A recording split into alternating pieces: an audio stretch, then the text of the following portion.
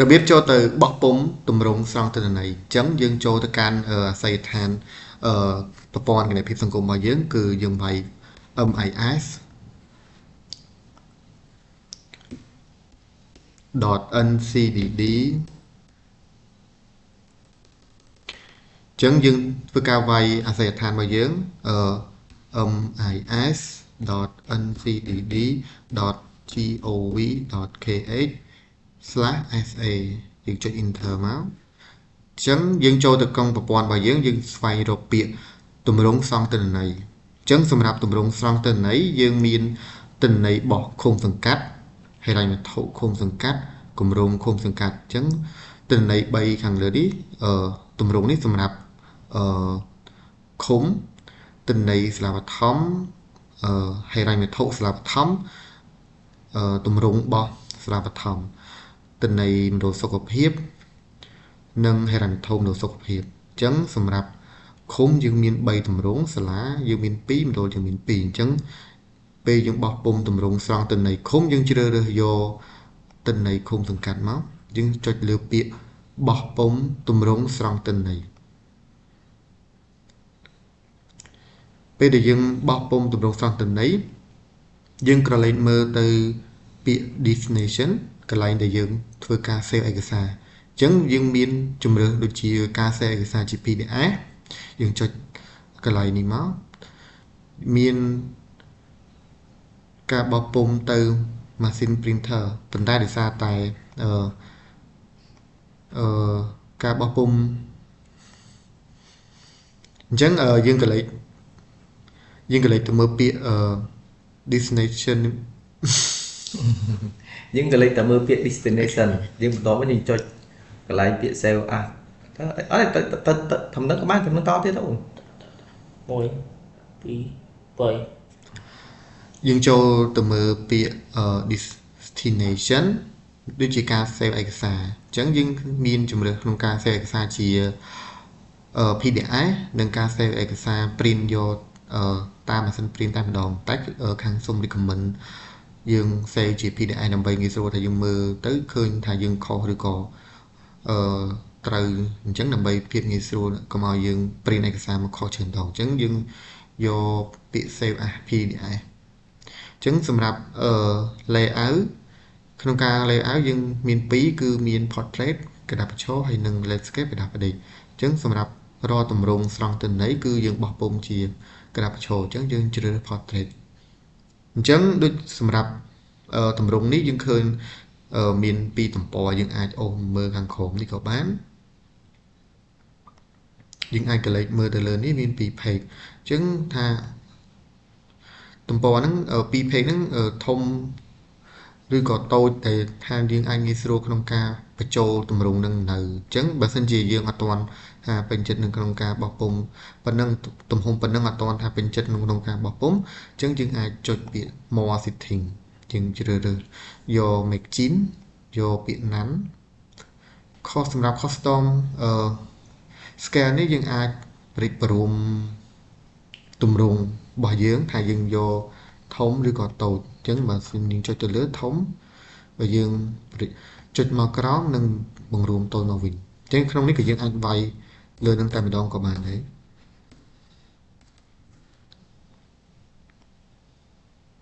អញ្ចឹងខ្ញុំយក120នេះសម្រាប់ទម្រង់ទិន្នន័យរបស់ឃុំអញ្ចឹងខ្ញុំសូមចុចពាក្យ save អញ្ចឹងកន្លែងនេះគឺយើងអាចជ្រើសរើសយកឯកសារដែលយើងចង់ save យើងអាច save លើ desktop ឬទីតាំងកន្លែងណាដែលយើងចង់ save ក៏បានដែរអញ្ចឹងខ្ញុំសូមជ្រើសរើសយកកន្លែង document នេះដើម្បីធ្វើការ save អូខេអញ្ចឹងដោយសារកន្លែងនេះមានឈ្មោះដូចគ្នាអញ្ចឹងខ្ញុំសូមដាក់ឈ្មោះផ្សេងមួយទៀត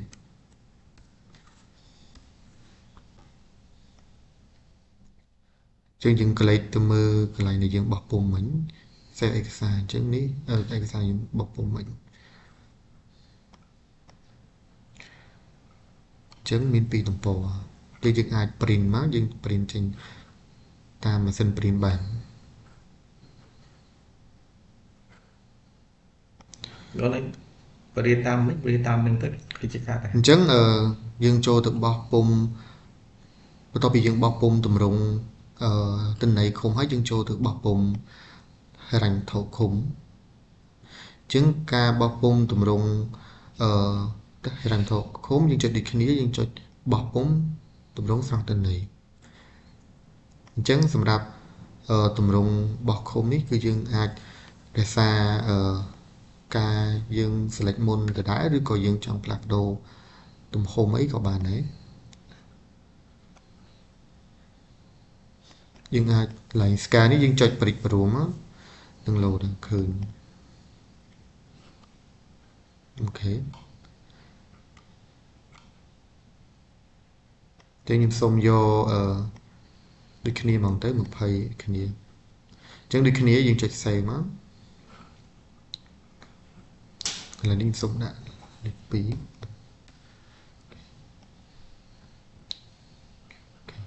ចឹងយើងទៅកន្លែងទៅមើលកន្លែងយើងវិញ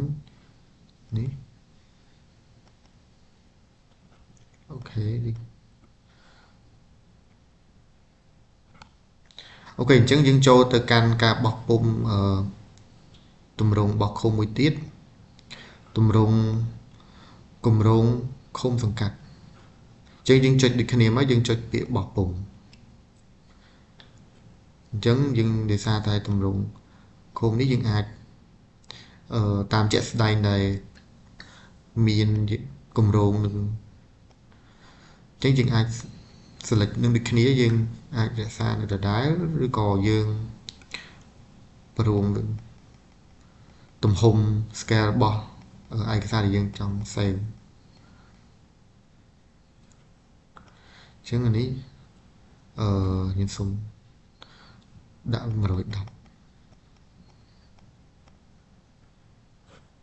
អញ្ចឹងការបោះពុម្ពនេះយើងអាចព្រិចព្រមតាមអ្វីដែលយើងបំពេញជាក់ស្ដែងតាមគម្រោងនេះជាក់ស្ដែងមិនមែនបានថាត្រូវតែយកចំនួន110តាមអ្វីដែលនៅក្នុងវីដេអូនេះយើងអាចមានភាពបត់បែនជាក់ស្ដែងនៅអ្វីដែលថាយើងពង្រីកពង្រួមទំហំដែលយើងត្រូវការជាក់ស្ដែងអញ្ចឹងយើងចុច save ដូចគ្នាអញ្ចឹងពេលដែលយើងបោះពុម្ពហើយម្ដងគឺនឹង load នៅក្នុង folder ដែលយើងបោះពុម្ពហើយសារហ្នឹងហើយអញ្ចឹងយើងចុច save មកឬក៏យើងអាច rename ឈ្មោះលើនឹងក៏បានបើយើងអត់ rename ទេក៏យើង save ចុចតែម្ដងអូខេអញ្ចឹងយើងចូលទៅដល់ការបោះពុម្ពទម្រង់មួយទៀតការបោះពុម្ពទម្រង់ទិន្នន័យរបស់ស្រាប់បឋមសិក្សាអញ្ចឹងការបោះពុម្ពគឺដូចគ្នាយើងចុចបោះពុម្ពយើងចុចនៅលើប៊ូតុងពណ៌ខៀវហ្នឹងបោះពុម្ពទម្រង់ស្រង់ទិន្នន័យអញ្ចឹងយើងអូសមើលទៅថាមានដូចជា2ទំព័រដែរយើងអាចកលេចមើលខាងលើនេះមាន2ទំព័រអញ្ចឹងការ save គឺដូចគ្នាគឺយើងយក save ជា PDF យើងយកกระดาษបញ្ឈរហើយទំហំខ្ញុំគិតថា110នេះក៏ធំស្រួលមើលដែរអញ្ចឹងដូចជាអត់អីទេខ្ញុំចុច save តែម្ដងព្រោះដោយសារតែទំហំ magazine អីនេះគឺដោយសារយើងបោះពុម្ពមិញហ្នឹងយើងបានបោះពុម្ពឃុំអីចឹងដូចជាអត់មានការផ្លាស់ប្ដូរទេយើងមើលភាពបត់បែនតាមជាក់ស្ដែងនៅពេលដែលទម្រង់របស់យើងកុំឲ្យថាវាធំពេកតូចពេកដែលយើងពេលដែលយើងពេញគឺយើងបាក់មើលអញ្ចឹងយើងអាចមានភាពបត់បែនតាមជាក់ស្ដែងរបស់យើងអញ្ចឹងខ្ញុំសូមចូលទម្រង់មួយទៀតយើងចូលបោះពុម្ពទម្រង់ហិរញ្ញវត្ថុសាលាបឋមសិក្សាអញ្ចឹងដូចគ្នាយើងចុចលើពាក្យបោះពុម្ពទម្រង់ស្រង់ទិន្នន័យអញ្ចឹងនេះអ្វីដែលខ្ញុំបានបោះពុម្ពមុនហ្នឹងអញ្ចឹងកន្លែងនេះយើងឃើញថាវាពីរទំព័រដែរប៉ុន្តែកន្លែងហត្ថលេខានេះដូចជានៅលើពេកអញ្ចឹងយើងអាចកលេចទៅមើលscale នេះមកយើងព្រិចតិចមកឲ្យធ្លាក់អូខេខ្ញុំគិតថាប៉ានេះធំសម្រាប់អាចយើងបំពេញងាយស្រួលបំពេញពេលដែលយើងទៅសេដៃយើងអាចងាយស្រួលបំពេញក្នុងការទៅសេអញ្ចឹងកន្លែងនេះយើងចុចសេដូចគ្នា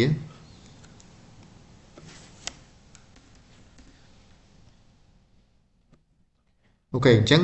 ឯកសារយើង save នៅក្នុង folder ដែលយើងបានដាក់មិញគឺនេះអញ្ចឹងខ្ញុំសូមទៅបោះពុម្ពទម្រង់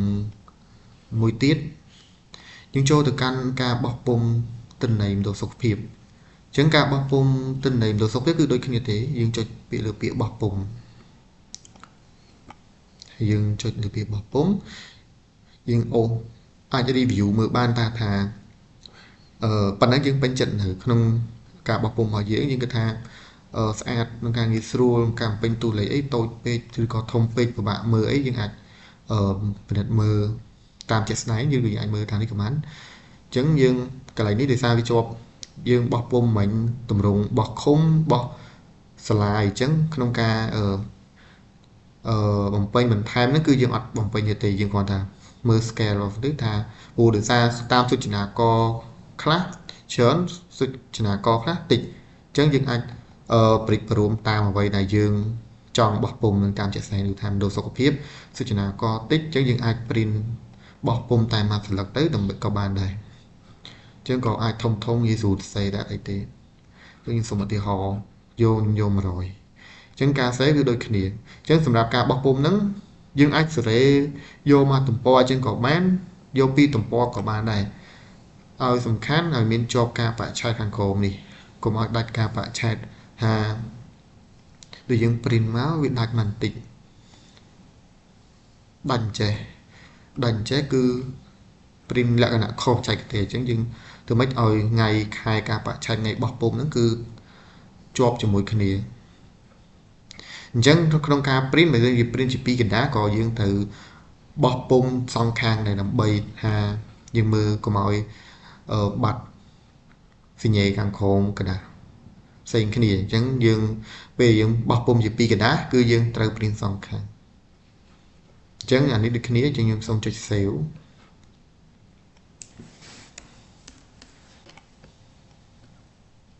អញ្ចឹងខ្ញុំសូមទៅបោះពុម្ពទម្រង់មួយទៀតហិរញ្ញវត្ថុមណ្ឌលសុខភាពអញ្ចឹងដូចគ្នាយើងចុចបោះពុម្ពទម្រង់មកអញ្ចឹងសម្រាប់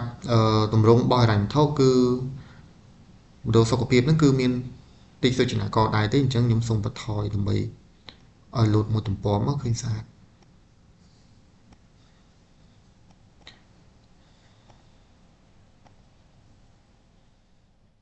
អញ្ចឹងគឺឃើញបែបនេះគឺយើងមានការបច្ឆេទជាប់នៅក្នុងទម្រង់ហ្នឹង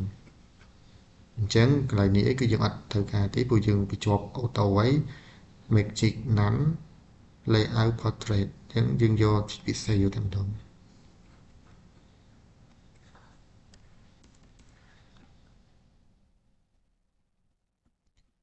អញ្ចឹងសម្រាប់ការបោះពុម្ពទម្រង់សង្កត់ន័យរបស់យើងគឺយើងបោះពុម្ពត្រឹមត្រូវតាមលក្ខណៈចែកទេគឺត្រូវមានការបច្ឆេទខាងក្រោមកុំឲ្យដាច់ការបច្ឆេទហើយក្នុងករណីបងប្អូនបោះពុម្ពទម្រង់ហ្នឹងដោយយើងអាចចុច control កុំចុច control P ព្រោះចុច control P នឹងជាប់ទាំងអាសយដ្ឋានទាំង logo អញ្ចឹងការបោះពុម្ពបែបនេះគឺអត់ត្រឹមត្រូវក្នុងបច្ចេកទេសទេគឺអត់វាដោយសារវាជាប់មាន logo មានអីចឹងយើងបោះពុម្ពត្រឹមត្រូវគឺយើងចុចលើពាក្យបោះពុម្ពទម្រង់អញ្ចឹងទាំងទម្រង់ឃុំទម្រង់សាលាមណ្ឌលគឺចុចកន្លែងនឹងដូចគ្នាអញ្ចឹងខ្ញុំសុំទៅទម្រង់មួយទៀតគឺការបោះពុម្ពទម្រង់រាយការណ៍តាមដានអញ្ចឹងការបោះពុម្ពទម្រង់រាយការណ៍តាមដាននេះគឺខុសគ្នាបន្តិចព្រោះណាទម្រង់នេះគឺយើងចុច print ហើយយើងសេរីដើម្បីឲ្យត្រូវទំហំតែទម្រង់រាយការណ៍តាមដាននេះគឺយើងចុចទៅយើង download ជា PDF តែម្ដងអញ្ចឹងនៅក្នុងទម្រង់រាយការណ៍ហ្នឹងយើងមាន3មានទម្រង់រាយការណ៍របស់សាលាឃុំទម្រង់រាយការណ៍របស់មណ្ឌលសុខភាពទម្រង់រាយការណ៍របស់សាលាបឋមសិក្សាហើយទម្រង់តាមដានក៏យើងមាន3ដែរមានទម្រង់តាមដានឃុំទម្រង់តាមដានមណ្ឌលសុខភាពហើយនឹងទម្រង់តាមដានសាលាបឋមសិក្សាអញ្ចឹងការបោះពុម្ពទម្រង់តាមដានរាយការណ៍នេះគឺដូចគ្នាយើងចុចចូលទៅលើពាក្យសាលាឃុំសង្កាត់រាយការណ៍អំពីការបិទផ្សាយ post on យើងចុចលើហ្នឹងមកនេះចូលដល់ផ្ទាំងនេះអញ្ចឹងយើងចុចពាក្យ download តាមប្រភេទកុំព្យូទ័ររបស់លោកគ្រូអ្នកគ្រូកុំព្យូទ័រខ្លះកន្លែងនេះ load ដូចជាពាក្យ save អត់ load ពាក្យ download ទេអញ្ចឹងសម្រាប់កុំព្យូទ័រខ្ញុំគឺ load ពាក្យ download អញ្ចឹងយើងចុចពាក្យ download ចូលមកនឹង save ហើយ save ថាយើងជ្រើសរើសកន្លែងយើង save មិញមកយើង save ជាមួយនឹងឯកសារដែលយើងបានជាប់គ្នានឹងមកយើងចុចពាក្យ save ចឹងនេះខ្ញុំ save បានហើយយើងចូលទៅមើល folder ដែលយើងបាន save មិញខ្ញុំ save នៅក្នុង folder document ចឹងនៅក្នុងនេះ document ចឹងនេះខ្ញុំដោនបានមួយតម្រងរាយការណ៍របស់ឃុំចឹងសម្រាប់តម្រងរាយការណ៍ផ្សេងៗទៀតគឺដូចគ្នាចឹងយើងចូលទៅតម្រងរាយការណ៍មណ្ឌលសុខភាពចឹងយើងយកពាក្យ download នេះមកជ្រើសរើសយកកន្លែងរក្សាទុកឯកសារអូខេនេះ save បានហើយ load បានមួយចឹងខ្ញុំសូមទៅទាញយកតម្រងមួយទៀតសាលាបឋមសិក្សាចឹងគឺដូចគ្នាយើងចុច download យកតែម្ដងហើយរកកន្លែង save ឯកសារមកអូខេនេះបានមួយទៀតចឹងសម្រាប់តម្រងរាយការណ៍ហើយតាមដានគឺដូចគ្នាដូចខ្ញុំសូមចូលតម្រងតាមដានចឹងយើង save មកជ្រើសរើសទីតាំងហើយចុចពាក្យ save នេះដានមួយចឹងខ្ញុំសូមចូលទៅតាមដានមណ្ឌលសុខភាពចឹងគឺដូចគ្នាយើងចុច download មកហើយរើសទីតាំងដែលយើងចង់ save ឯកសារទុកអូខេដានមួយទៀតបានន័យថាខ្ញុំបាន download រួចរាល់ដោយជោគជ័យចឹងខ្ញុំសូមទៅបិទមួយទៀតចុងក្រោយបោះពុំតម្រងតាមដានរបស់សាលាបឋមសិក្សាចឹងគឺដូចគ្នាយើងចុច download មកអូខេចឹងបានដានចឹងខ្ញុំអាចសុំទៅមើលឯកសារដែលខ្ញុំបាន download មិញនេះឯកសារដែលខ្ញុំបាន download មិញអានេះតម្រងរាយការណ៍ចឹងសូមចូលតម្រងតាមដានអូខេអញ្ចឹងការបោះពុម្ពតម្រងរបស់យើងគឺមាន2មានការបោះពុម្ពតម្រងបោះអង្គភាពដល់សេវាទាំង3ហើយនឹងតម្រងតាមដាន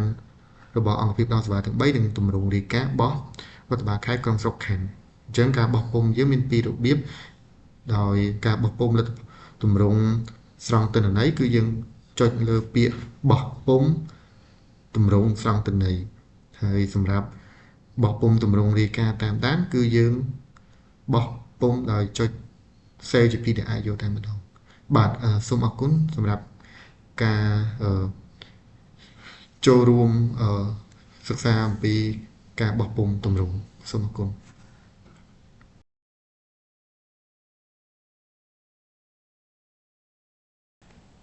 ដើម្បីបញ្ចូលទិន្នន័យបានគឺយើងចូលទៅកាន់អាសយដ្ឋានរបស់យើង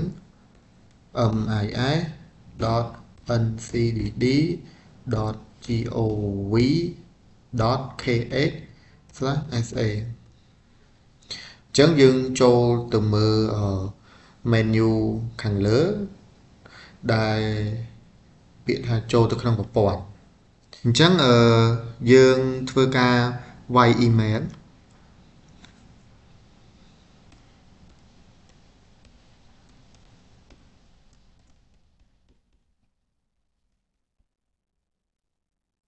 ពាក្យសម្ងាត់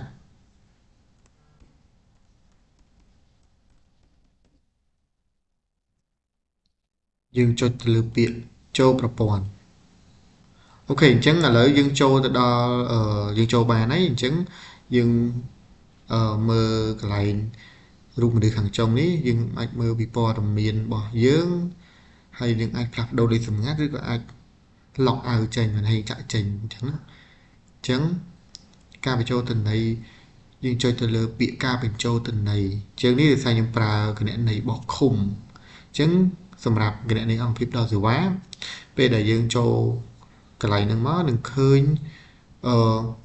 មានថាគណនីរបស់ឃុំគឺលោតឈ្មោះសាលាឃុំគណនីរបស់ម đồសុខភាពកន្លែងហ្នឹងលោតđồសុខភាពអ្នកនៃបោះសាលាបឋមនោះសាលាបឋមអញ្ចឹងនេះអឺក្នុងអូខេអញ្ចឹងយើងចុចលើ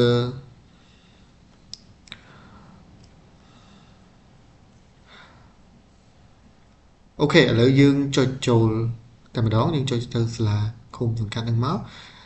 កន្លែងនេះដែរការអូខេអញ្ចឹងយើងចូលកន្លែងនេះមកអញ្ចឹងសម្រាប់គណនីបោះអង្គភាពផ្ដល់សេវាគឺយើងអត់ជ្រើសរើសកន្លែងនេះទេរាជធានីខេត្តខណ្ឌឬឃុំអីទេយើងបានន័យថាពេលដែលបង្កើតនេះគឺយើង set auto រួចទៅហើយថាយើងនៅណាទីតាំងស្រុកនៅណាក្រុងស្រុកនៅណាឬក៏រដ្ឋបាលឃុំណាគឺមានយើងអត់មានជ្រើសរើសទេគឺយើងបង្កើតនៅណាគឺកន្លែងហ្នឹងការបញ្ចូលទៅនេះគឺលោតតែមួយរដ្ឋបាលឃុំសម្រាប់មួយឃុំគឺមួយ user អញ្ចឹងមានឈ្មោះតែមួយទេទាំងតែឆ្នាំដូចគ្នាព្រោះឆ្នាំក្នុងការបញ្ចូលទៅនេះគឺយើងអត់បើកច្រើនឆ្នាំទេដើម្បីជៀសវាងគាត់ជ្រើសរើសឆ្នាំខុសអញ្ចឹងគាត់បញ្ចូលទៅនៃឆ្នាំណាគឺយើងពិនិត្យមើលឆ្នាំហ្នឹងអញ្ចឹងការបញ្ចូលទិន្នន័យគឺដូចអ្វីដែលយើងបោះពុំនេះដែរយើងបោះពុំតម្រងដែរគឺយើងមានទិន្នន័យឃុំចំណាយគម្រោងផែនការចាប់ចំណូលបញ្ជីម្ចាស់ជំនួយអញ្ចឹងយើងអាចចុចលើផ្នែកណាមួយដែលយើងដែលយើងចង់បញ្ចូលអញ្ចឹងយើងអាចជ្រើសផ្នែកណាមួយដែលយើងចង់បញ្ចូលអូខេអញ្ចឹងយើងអាចជ្រើសរើសផ្នែកខាងលើនេះចុចផ្នែកណាមួយយើងបញ្ចូលអញ្ចឹងយើងបញ្ចូលលើទិន្នន័យបោះឃុំអញ្ចឹងយើងផ្ទៀងផ្ទាត់ទៅលើទម្រង់ដែលយើងបានបោះពុំមកថាសូចនាករណាយើងពេញប្រមាណអញ្ចឹងយើងពិនិត្យមើលហើយយើងយកមកបញ្ចូលតាមអញ្ចឹងខ្ញុំសូមឧទាហរណ៍ការបញ្ចូលអញ្ចឹងសម្រាប់សូចនាករទី1អញ្ចឹងនឹងតម្លៃពិតជាក់ស្ដែងនេះខ្ញុំសូមតាក់ទាហរណ៍លើការបញ្ចូលទេអញ្ចឹងបើសិនជាក្នុងការបំពេញបោះតាមរដ្ឋបាលឃុំនីមួយៗគឺអាចនឹងមានលក្ខណៈថាខុសគ្នាតួលេខតិចតួចហើយការសម្រាប់ការបញ្ចូលទិន្នន័យនេះដែរគឺយើងបញ្ចូលទិន្នន័យជាលេខឡាតាំងយើងអាចបញ្ចូលជាលេខខ្មែរបានទេយើងត្រូវវាយជាលេខឡាតាំងមិនយើងវាយចេញបើយើងវាយជាលេខខ្មែរគឺវាចេញទេអញ្ចឹងឥឡូវយើងសូមឧទាហរណ៍បញ្ចូលមួយចំនួនកិច្ចប្រជុំសាមញ្ញរបស់ក្រុមប្រឹក្សាឃុំសង្កាត់ដែលបានធ្វើក្នុងមួយឆ្នាំចំនួនភូមិទាំងអស់នៅក្នុងឃុំសង្កាត់ថានេះសូមឧទាហរណ៍ទៅថាមានចំនួនថា20ភូមិចោះហើយទី3ចំនួនភូមិដែលបានធ្វើកិច្ចប្រជុំពិគ្រោះយោបល់រៀបចំកម្មវិធីវិនិយោគ3ឆ្នាំអង្គរប្រចាំឆ្នាំរបស់គុំសង្កាត់ហ្នឹងអញ្ចឹងខ្ញុំសូមដាក់ភ័យដែរថាគាត់បានធ្វើទាំងគ្រប់ឃុំតែម្ដងអញ្ចឹងចំនួនសម្បត្តិកំណើតដែលបានចេញឲ្យប្រជាប្រដ្ឋប្រើប្រាស់សរុបក្នុងមួយឆ្នាំអញ្ចឹងខ្ញុំសូម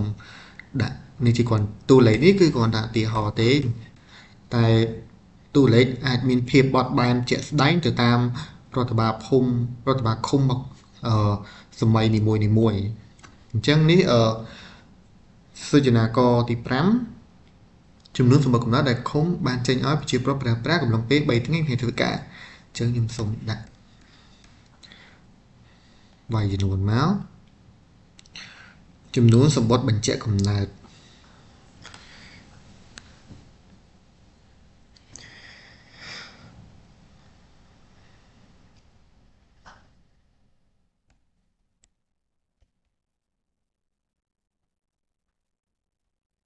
ចំនួន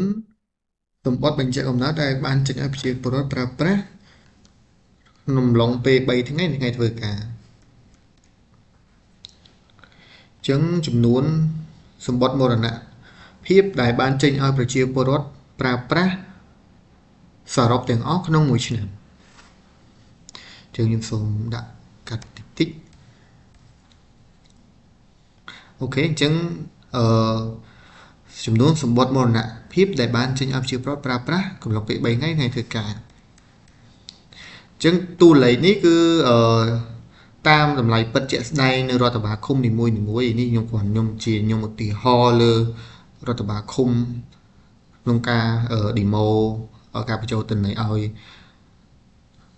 បានអូខេអញ្ចឹងតម្លៃនេះគឺតួលេខនេះគឺជាតួលេខតាមតម្លៃពិតជាក់ស្ដែងរបស់អឺឃុំសង្កាត់នីមួយៗគឺនេះខ្ញុំឧទាហរណ៍ទេអញ្ចឹងតួលេខអាចមានភាពបត់បែនតាមភាពជាក់ស្ដែងអញ្ចឹងខ្ញុំសូមបំពេញលើសុចនាករទី10ចំនួនសម្បត្តិអាពាហ៍ពិពាហ៍ដែលឃុំសង្កាត់បានចេញឲ្យប្រជាពលរដ្ឋប្រើប្រាស់សរុបទាំងអស់ក្នុងមួយឆ្នាំអូខេអញ្ចឹងខ្ញុំសូមដាក់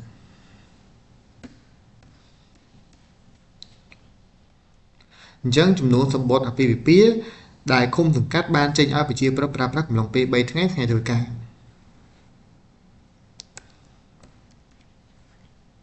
អញ្ចឹងសម្រាប់សំណួរដូច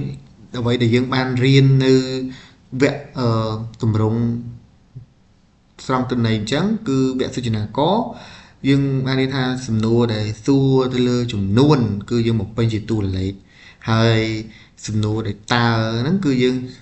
អាចជ្រើសរើសបាទចាស់ឬក៏ទេហ្នឹងក្នុងមេរៀនសុចនាករដែលយើងបានរៀនមុនហ្នឹងអញ្ចឹងខ្ញុំសូមដាក់បំពេញទៅលើតាមអ្វីដែលយើងបានរៀនហ្នឹងគឺដល់វគ្គ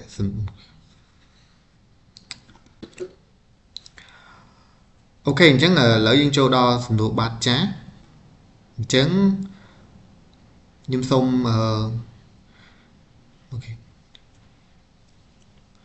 អូខេអញ្ចឹងដូចអ្វីដែលយើងបានរៀននៅក្នុងមេរៀនវគ្គសុចនាករអញ្ចឹងគឺយើងមានសំណួរចំនួនគឺយើងបំពេញជាតួលេខតើយើងបំពេញបាទចាស់អញ្ចឹងឥឡូវយើងសូមដល់ចំនួនតើហើយអញ្ចឹងកន្លែងនេះយើងបំពេញបាទចាស់ឬក៏ទេអញ្ចឹងសុចនាករគេសួរថាតើសេចក្តីព្រៀងគម្រោងថវិកាប្រចាំឆ្នាំរបស់ឃុំសង្កាត់បានបិទផ្សាយជាសាធារណៈដែរឬទេអញ្ចឹងខ្ញុំសូមឧទាហរណ៍ណាងាយៗថាអូខេបាទចាស់តែគាត់បានបិទអញ្ចឹងទៅហើយប៉ុន្តែតាមតម្លៃជាក់ស្ដែងដែលយើងបានបំពេញក្នុងกระดาษមានហត្ថលេខាបញ្ជាក់ពីមេឃុំចៅសង្កាត់និងប្រធានការិយាល័យផែនការគ្រប់គ្រងឃុំសង្កាត់អញ្ចឹងអ្វីដែលយើងបំពេញគឺយើងត្រូវបំពេញតាមកระดาษដែលយើងបានបញ្ជាក់ត្រឹមត្រូវតែនេះខ្ញុំក៏ឧទាហរណ៍នៅក្នុងមេរៀនរបស់យើងអញ្ចឹងយើងចូលដល់សុចនាករមួយទៀតគឺសុចនាករទី13សួរថាតើគម្រោងថវិកាប្រចាំឆ្នាំត្រូវបានបិទផ្សាយជាសាធារណៈឬទេអញ្ចឹងឥឡូវនេះខ្ញុំបញ្ជាក់ថាបានបិទព័ត៌មានអំពីគម្រោងអភិវឌ្ឍឃុំសង្កាត់បានបិទផ្សាយដែរទេអញ្ចឹងថា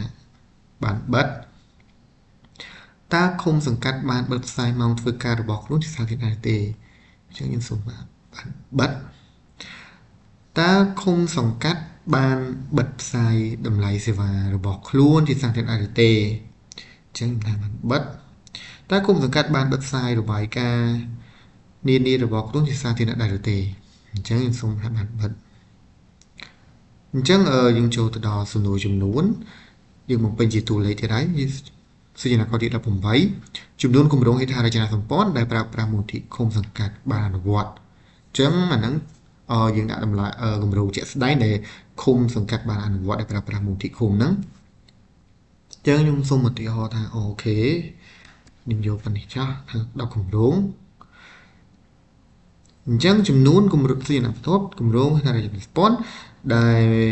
ប្រើប្រាស់មូលនិធិឃុំដែលមានគណៈកម្មការគ្រប់គ្រងគម្រោងអញ្ចឹងខ្ញុំសូមបញ្ចូលដែរសំណួរសុចនាករទី20តើគុំសង្កាត់បានបញ្ចូលទិន្នន័យទៅក្នុងប្រព័ន្ធនិងបិទផ្សាយព័ត៌មានផែនការចាប់ដែរឬទេអញ្ចឹងនេះខ្ញុំសូមឋានៈទេមួយចុះមកថាបាទចាស់ជាងពីរអញ្ចឹងណាថានេះជាគាត់ជាឧទាហរណ៍អញ្ចឹងខ្ញុំចូលដល់សុចនាករទី21តើរដ្ឋបាលគុំសង្កាត់បានបញ្ចូលបេវរៈអំពីការកំណត់ដាក់សញ្ញាកម្មគ្រួសារក្រីក្រឬគ្រួសារងាយរងហានិភ័យក្នុងកិច្ចប្រជុំរបស់ក្រុមប្រឹក្សាឃុំសង្កាត់ជារៀងរាល់ខែដែរឬទេអញ្ចឹងថាអូខេយើងបានដាក់បញ្ចូលយើងពេញបានចាស់បើយើងមិនបានដាក់ទេ អញ្ចឹងសូមទៅសួរចំណាកទី22ចំនួនពាក្យស្នើសុំសម្ភាសនៃការកំណត់អត្តសញ្ញាណកម្មគ្រួសារក្រីក្រនិងគ្រួសារងាយរងហានិភ័យស្រុកប្រចាំឆ្នាំដែលឃុំសង្កាត់បានធ្វើបានចឹងខ្ញុំសូមឧទាហរណ៍ថាអូខេចឹងខ្ញុំសូមដាក់ចំនួនថាគ្រួសារក្រីក្រអូខេអញ្ចឹងសួរចំណាកទី23ចំនួនពាក្យស្នើសុំសម្ភាសគ្រួសារនៃការកំណត់អត្តសញ្ញាណកម្មគ្រួសារក្រីក្រនិងគ្រួសារងាយរងហានិភ័យដែលបានពិនិត្យនិងសម្រេចសម្ភាសឬមិនសម្ភាសក្នុងពេល4សប្តាហ៍ថ្ងៃធ្វើការទីខ្ញុំសូមឧទាហរណ៍អញ្ចឹងសម្រាប់សុចនាករទាំងអស់គឺយើងត្រូវបំពេញឲ្យគ្រប់សុចនាករដែលមាននៅក្នុងប្រអប់នីមួយៗដែលយើងអាចម្លងលើសុចនាករមួយបានមួយណាបានទេអញ្ចឹងយើងត្រូវបំពេញឲ្យគ្រប់សុចនាករទាំងអស់នៅក្នុងសុចនាករនីមួយៗទាំង23ហ្នឹងអញ្ចឹងបន្ទាប់ពីយើងបានបំពេញរួចរាល់យើងអាចចុចរក្សាទុកអញ្ចឹងនឹងសួរថាតើអ្នកប្រកាសជាចង់រក្សាទុកឬអញ្ចឹងចុចពាក្យយល់ព្រមអញ្ចឹងនឹងលោតជោគជ័យអ្នកបានបង្កើតទិន្នន័យដោយជោគជ័យអញ្ចឹងនឹងលោតមានន័យថាយើងបានបញ្ចូលបានរួចរាល់ហើយជោគជ័យអញ្ចឹងក្នុងការកែប្រែក្នុងការកែប្រែទិន្នន័យថាយើងបញ្ចូលខុសអញ្ចឹងយើងកន្លែងទៅមើលសុចនាករកន្លែងនេះតាមសុចនាករនីមួយៗដែលយើងចង់កែតួលេខអញ្ចឹងយើងសូមថាទីនេះមួយនឹងយើងចុចលឿនហ្នឹងហើយកន្លែងនេះនឹងឲ្យយើងជ្រើសរើសឲ្យដែលយើងចង់កែថាបានបិទវិញឬក៏បិទវិញអញ្ចឹងបន្ទាប់ពីយើងបានកែហើយកន្លែងនេះនឹងលោតលឿងមួយផ្លែតហ្នឹងអញ្ចឹងថាបានយើងបានកែអញ្ចឹងវាលោត refresh មកថាបានកែអញ្ចឹងកន្លែងផ្សេងៗគឺដូចគ្នាឥ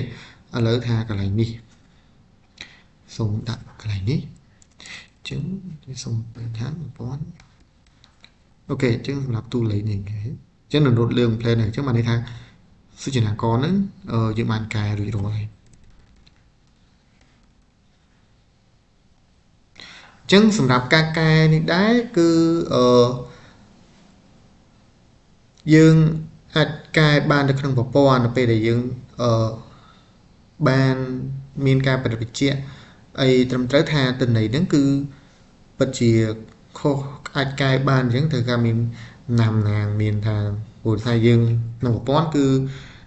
អាចកែបានតែទិន្នន័យដែលយើងព្រីនក្នុងกระดาษជាក់ស្ដែងត្រូវមានការបរិបជាឲ្យបានត្រឹមត្រូវឲ្យអ្វីដូចនៅក្នុងដែលយើងបានបញ្ចូលអូខេអញ្ចឹងយើងបញ្ចូលទិន្នន័យឃុំបានមួយអីអញ្ចឹងយើងសូមទៅផ្នែកមួយទៀតចំណាយអញ្ចឹងសម្រាប់ការបញ្ចូលទិន្នន័យចំណូលចំណាយ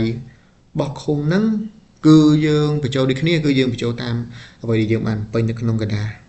ហើយនឹងមានបរិបជាអីត្រឹមត្រូវហ្នឹងគឺយើងយកមកពេញនៅជាក់ស្ដែងនេះសូមឧទាហរណ៍មួយថាគាត់បានបញ្ចូលហេទៅតម្លៃពិតតម្លៃដែលគាត់បានចាយចំណាយពិតប្រាកដ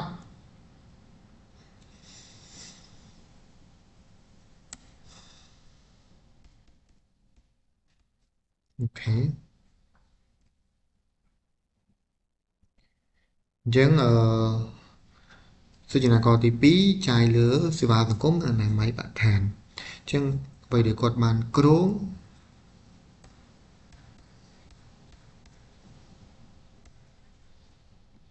អូខេនេះគ្រាន់តែឧទាហរណ៍ទេតែយើងបញ្ចូលជាក់ស្ដែង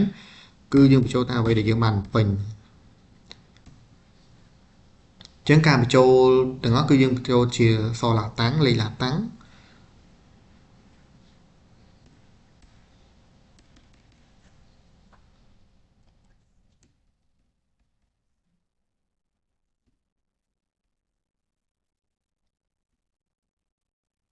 ហើយការបញ្ចូលនេះដែរគឺយើងបញ្ចូលយើងគិតជាប្រាក់រៀលយើងបញ្ចូលជាប្រាក់រៀលអញ្ចឹងយើងចុចរក្សាទុកដូចគ្នាអញ្ចឹង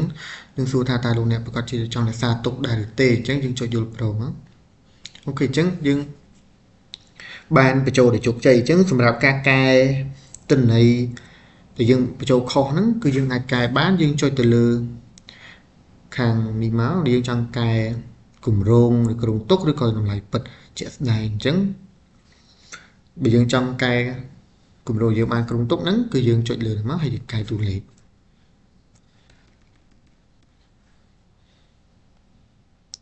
ចឹងដូចគ្នានឹងដូតលឿងមក plate ហ្នឹងthìយើងបានកែរួចរាល់ហើយចឹងកន្លែងនេះយើងចូលមកកែតម្លៃពិតគឺដូចគ្នាយើងអាចចុចនៅលើនឹងមក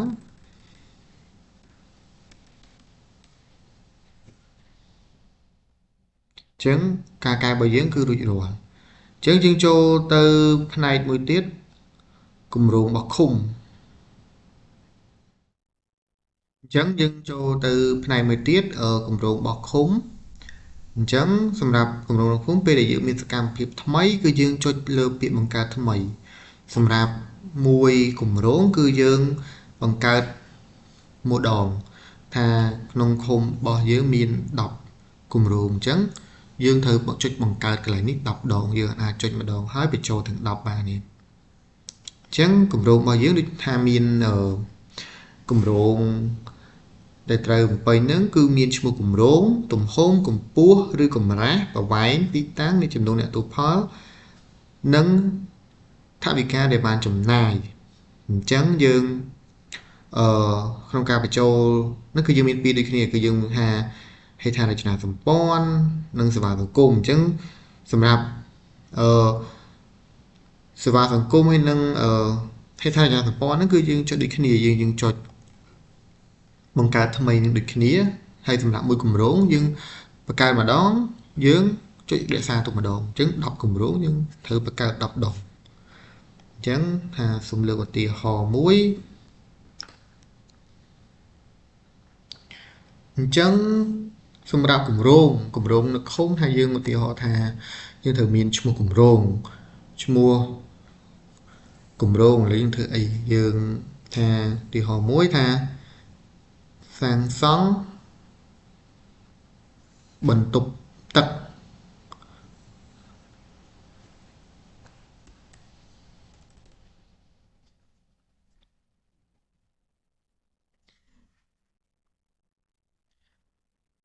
អូខេអញ្ចឹងយើងចាប់ដើមវាយគម្រោងយើងចូលដែលថាគម្រោងយើងត្រូវមានឈ្មោះគម្រោងអញ្ចឹងយើងដាក់សាងសង់អីគេមក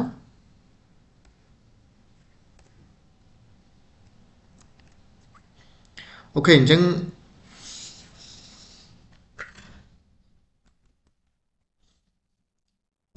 យើងចាប់ដើមវាយឈ្មោះគម្រោងយើងមកយើងត្រូវមានឈ្មោះគម្រោងយើងដាក់សាងសង់ផ្លូវ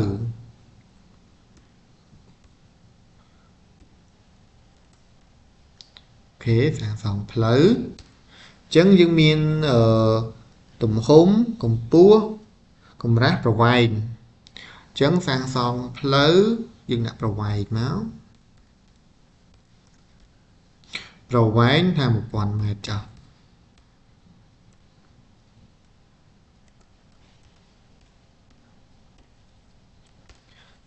ចឹងយើងមាននេះទៀតទីតាំងនៅណាយើងសាងសង់នៅណាចឹងយើងថាទីតាំងនៅភូមិអីជាមួយមកភូមិ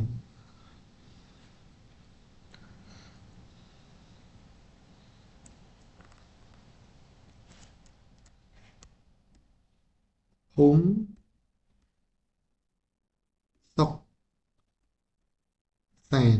អូខេភូមិសុកសាន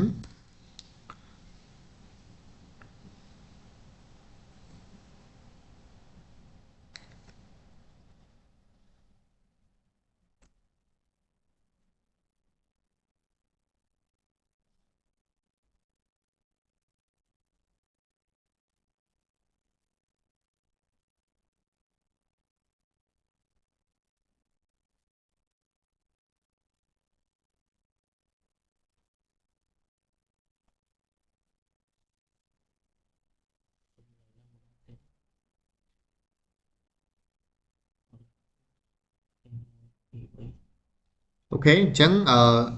យើងចូលទៅដល់ភូមិម្ដងទីតាំងឥឡូវទីតាំង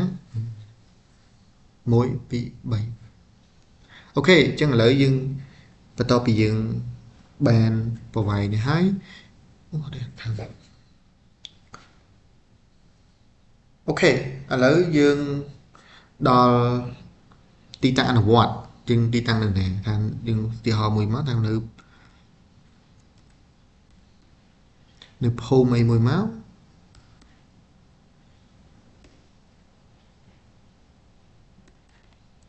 អូខេអញ្ចឹងនេះខ្ញុំសូមអត់វាយវែងទេតែបើសិនជាយើងចង់លម្អិតភូមិឃុំអឺស្រុកឲ្យបានជាក់លាក់ក៏ល្អដែរតែនេះខ្ញុំសូមឧទាហរណ៍ខ្លីៗអញ្ចឹងយើងមានចំនួនអ្នកទទួលផលអូខេអញ្ចឹងខ្ញុំសូមដាក់ចំនួនអ្នកទទួលផល500គ្រួសារចុះ500នាក់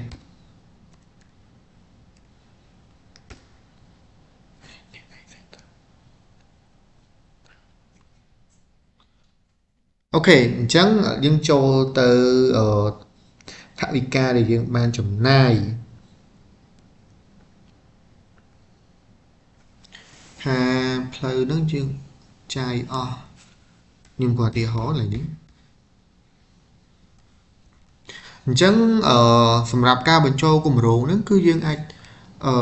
វាយជាអក្សរខ្មែរហើយនឹងលេខជាអក្សរខ្មែរបានខុសពីការយើងបញ្ចូលទិន្នន័យផ្សេងទិន្នន័យឃុំចំណូលចំណាយគឺយើងប្រើជាអក្សរឡាតាំងតែសម្រាប់ការបង្កើតគម្រោងនេះគឺយើងអាចវាយខ្មែរបានអញ្ចឹងយើងអាចជ្រើសរើសស្ថានភាពថាគម្រោងហ្នឹងបានចាប់ផ្ដើមនៅឬក៏មិនទាន់បានចាប់ផ្ដើម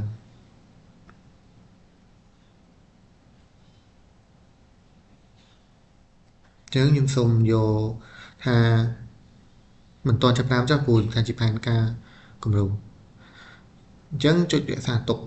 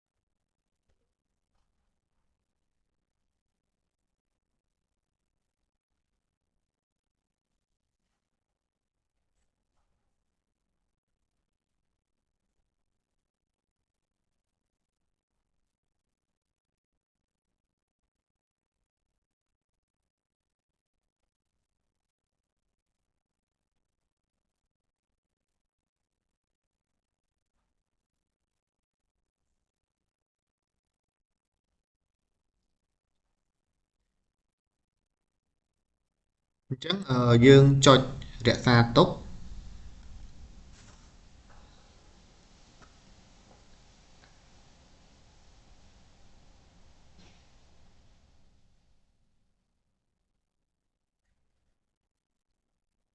អញ្ចឹងបន្ទាប់ពីយើងនេះមកគឺនឹងឃើញលោថាជោគជ័យអ្នកបានបង្កើតទិន្នន័យដោយជោគជ័យអញ្ចឹងយើងបាន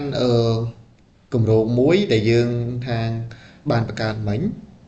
ញ្ចឹងសម្រាប់គម្រោងមួយទៀតយើងអាចចុចបង្កើតថ្មីមួយទៀតហើយយើងបញ្ចូលគម្រោងថ្មីមកតាមអឺជាក់ស្ដែងដែលប្រភេទគម្រោងដែលយើងមាននៅក្នុងឃុំរបស់យើងអញ្ចឹងសម្រាប់ការកែប្រែហើយយើងបំពេញអឺប្រភេទគម្រោងនេះគឺតិចពេកអញ្ចឹងយើង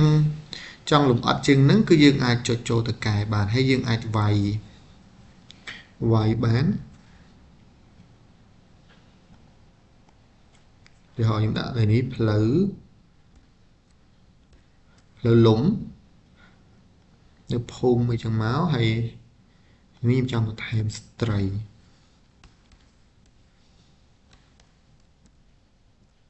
អ្នកទទួលផលអូខេ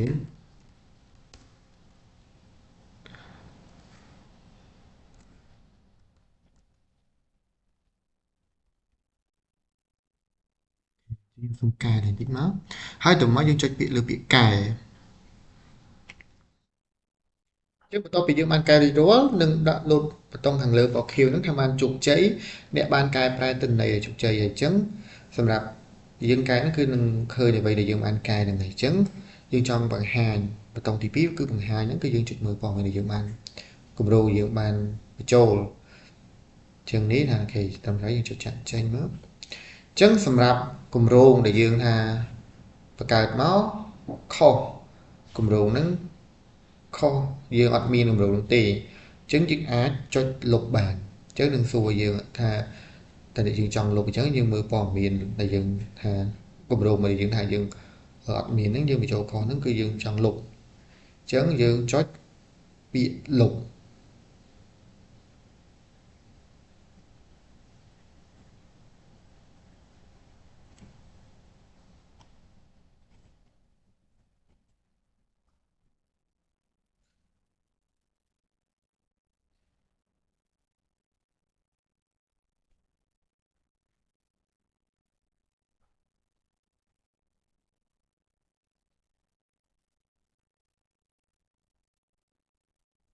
អញ្ចឹងនឹងសូម message មួយថាជោគជ័យអ្នកបានលុបទិន្នន័យជោគជ័យ